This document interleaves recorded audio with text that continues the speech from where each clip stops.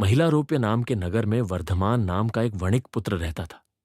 उसने धर्मयुक्त रीति से व्यापार में पर्याप्त धन पैदा किया था, किंतु उतने से संतोष नहीं होता था। और भी अधिक धन कमाने की इच्छा थी। 6 उपायों से ही धनोपार्जन किया जाता है: भिक्षा, राज्य सेवा, खेती, विद्या, सूद और व्यापार से।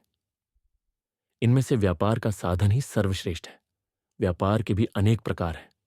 उनमें से सबसे अच्छा यही है कि परदेश से उत्तम वस्तुओं का संग्रह करके स्वदेश में उन्हें बेचा जाए।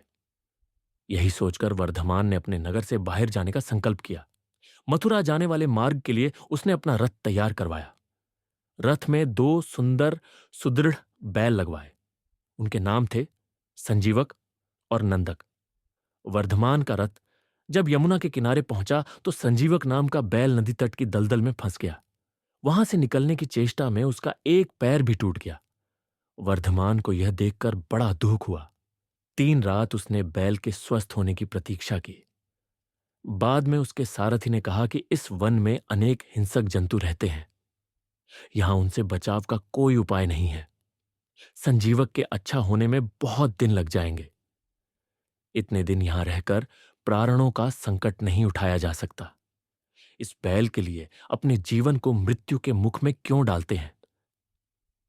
तब वर्धमान ने संजीवक की रखवाली के लिए रक्षक रखकर के प्रस्थान किया। रक्षकों ने भी जब देखा कि जंगल अनेक शेर, बाघ, चीतों से भरा पड़ा है, तो वे भी 2-1 दिन बाद ही वहां से प्राण बचाकर भागे और वर्धमान के सामने यह झूठ बोल दिया: स्वामी, संजीवक तो मर गया, हमने उसका दाह संस्कार कर दिया। वर्धमान यह सुनकर बड़ा दुखी हुआ, किंतु अब कोई उपाय न था। इधर संजीवक यमुना तट की शीतल वायु के सेवन से कुछ स्वस्थ हो गया था। किनारे की धूप का अप्रभाग पशुओं के लिए बहुत बलदायी होता है। उसे निरंतर खाने के बाद वह खूब मांसल और हृष्टपुष्ट भी हो गया। दिन भर नदी के किनारों को सींगों से पाटना और मदमत्त होकर गरजते हुए किनारों की काड़ियों में सींग उलझाकर खेलना ही उसका काम था। एक दिन उसी यमुना तट पर पिंगलक नाम का शेर पानी पीने आया। वहां उसने दूर से ही संजीवक की गंभीर हुंकार सुनी। उसे सुनकर वह भयभीत सा हो सिमटकर झाड़ियों में जा छिपा।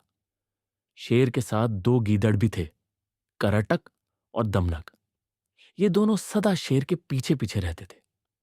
उन्होंने जब अपने स्वामी को भयभीत देखा तो आश्चर्य में डूब गए। वन के स्वामी का इस तरह भयातुर होना सचमुच बड़े अचंभे की बात थी। आज तक पिंगलक कभी इस तरह भयभीत नहीं हुआ था। दमनक ने अपने साथी गीदड़ को कहा, करटक, हमारा स्वामी वन का राजा है। सब पशु उससे डरते हैं।